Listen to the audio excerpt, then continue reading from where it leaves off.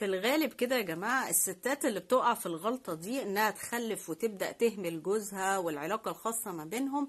الستات اللي بتعمل كده في الغالب بيبقوا بيتعاملوا مع الجواز على انه هدف، اللي هو انا وصلت للهدف ده خلاص بقى اركن واريح. بيتعاملوا مع الجواز على انه مراحل. يعني مثلا اول مرحلة قبل ما اتجوز، انا في مرحلة ان انا عايزة اتجوز بدور على عريس، اهتم جدا بنفسي وجسمي وشعري ومش عارف ايه. طب انا اتجوزت خلاص اهمل بقى، ما انا حققت الهدف.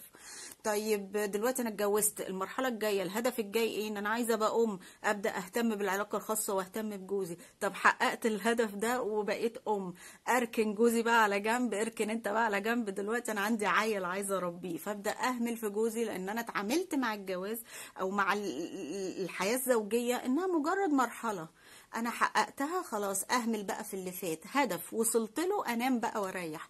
وده غلط، لان الجواز مش مرحله، الجواز رحله حياه. المفروض ان الحقوق والواجبات بيني وبين جوزي اول يوم زي اخر يوم. ما ينفعش ان انا اجي في فتره من الفترات اقرر ان ما فيش علاقه، او تبقى كل سنه مره اصل انا عندي بيبي وعايزه اربيه انا مش فاضيه. ده مش قرارك، وما ينفعش انت تعملي كده. ما انت بتجيبي لجوزك كبت وبتخليه يلجأ للانحرافات السلوكيه.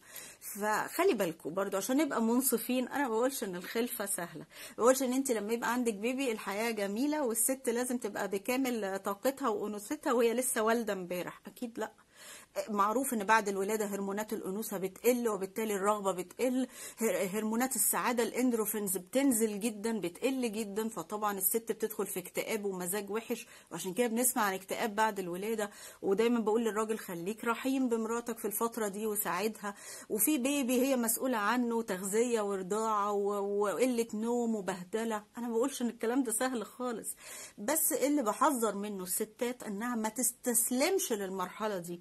يعني انا اسبوع اسبوعين شهر انا تعبانه، لكن مش سنه سنتين ثلاثه وابدا اقرر ان مفيش علاقه، وابدا اقرر ان كل همي يبقى ابني. ما ينفعش.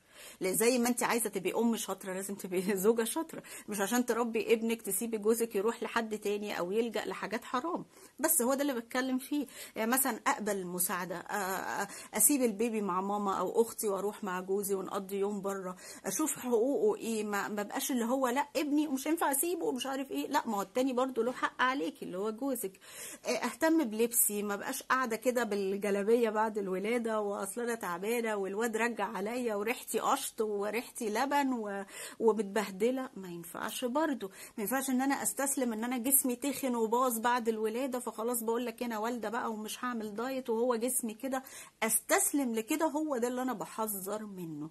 لكن طبعا الله يكون في عونك، وطبعا الراجل يساعد مراته وكل حاجه ويبقى رحيم بيها في الفتره دي. بس ما ينفعش احنا نطول فيها، لازم نستغل كل فرصه ان احنا تشتغلي على علاقتك بجوزك. ليه؟ علشان بشوف كتير قوي يقول لك انا خلال الولاده انشغلت عنه وحصل بلاوي، بتحصل كوارث، فخلي بالكم.